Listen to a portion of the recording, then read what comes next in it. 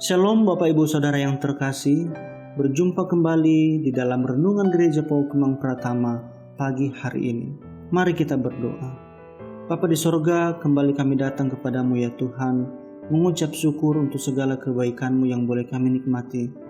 Jikalau kami bisa melewati sepanjang malam dalam waktu peristirahatan kami, itu semata-mata karena anugerah-Mu ya Tuhan. Dan sebelum kami masuk dalam seluruh aktivitas kami di sepanjang hari ini, kami ingin membaca dan merenungkan kebenaran firman-Mu, supaya menjadi dasar di dalam kehidupan kami, di dalam melakukan segala kehendak-Mu. Dalam nama Tuhan Yesus Kristus kami berdoa. Amin. Bapak, Ibu, dan Saudara, firman Tuhan hari ini di dalam 1 Petrus pasal 2 ayat 5-10 di bawah satu tema, diselamatkan untuk memberkati. Beginilah firman Tuhan, dan biarlah kamu juga dipergunakan sebagai batu hidup untuk pembangunan suatu rumah rohani bagi suatu imamat kudus, untuk mempersembahkan persembahan rohani yang karena Yesus Kristus berkenan kepada Allah. Sebab ada tertulis dalam kitab suci, sesungguhnya aku meletakkan di Sion sebuah batu yang terpilih, sebuah batu penjuru yang mahal, dan siapa yang percaya kepadanya tidak akan dipermalukan.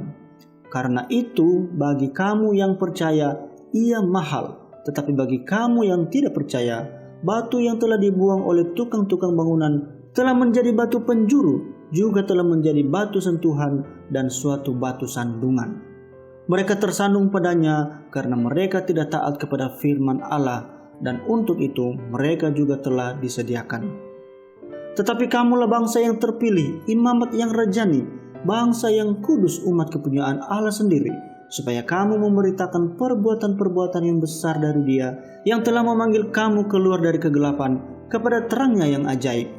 Kamu yang dahulu bukan umat Allah, tetapi yang sekarang telah menjadi umat-Nya, yang dahulu tidak dikasihani, tetapi yang sekarang telah beroleh belas kasihan.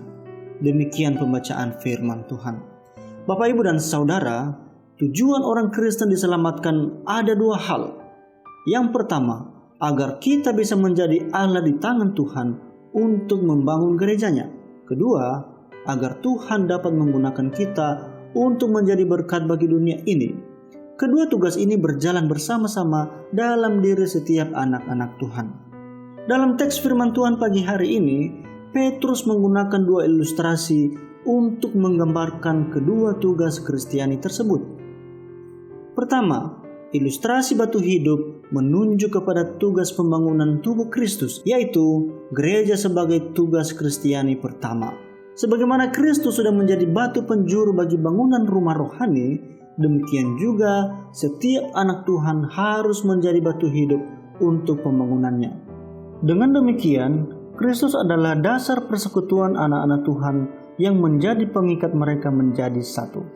Persekutuan anak-anak Tuhan ini disebut juga imamat yang rajani.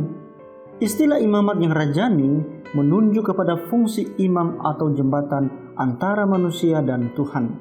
Hal ini berarti setiap anak Tuhan adalah imam bagi sesamanya dan alat bagi orang yang belum percaya untuk mengenal Tuhan Yesus. Kedua, ilustrasi bangsa yang kudus untuk mengungkapkan tugas Kristiani yang kedua. Istilah bangsa yang kudus diambil dari Perjanjian Lama dan menunjuk kepada Israel yang dipilih Tuhan untuk menjadi bangsa yang dikhususkan. Dapat kita lihat di dalam Keluaran pasal 19 ayat 6. Tujuannya adalah supaya Israel menjadi teladan sebuah bangsa yang hidup seturut dengan firman Tuhan dan sekaligus menjadi saluran berkat bagi bangsa lain untuk mengenal Tuhan yang sejati.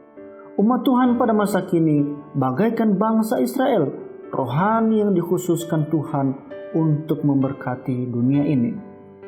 Bapak, Ibu, dan Saudara, kita dipanggil untuk menjadi saksi hidup kudus dalam bentuk persekutuan imamat yang rajani atau tugas pertama, dan untuk membawa setiap orang yang belum percaya bertemu dengan Tuhan Yesus dan memperoleh keselamatan atau tugas yang kedua. Mari kita renungkan bersama-sama. Yang perlu kita lakukan adalah kita akan hidup kudus supaya dapat menjadi teladan di keluarga, pekerjaan, dan lingkungan kita. Yakin bahwa kita siap membawa mereka dan memperkenalkan Kristus kepada mereka. Amin. Untuk firman Tuhan kita kembali berdoa. Bapa di surga, kami bersyukur untuk firman-Mu yang boleh kami renungkan. Kami menyerahkan seluruh totalitas hidup kami di dalam menjalani hari ini, dalam seluruh tanggung jawab, baik pekerjaan, aktivitas, dan apapun yang kami lakukan. Sertai kami ya Tuhan, dan berikan kami hikmat, supaya kami bijaksana di dalam menjalaninya. Dalam nama Tuhan Yesus Kristus kami berdoa. Amin.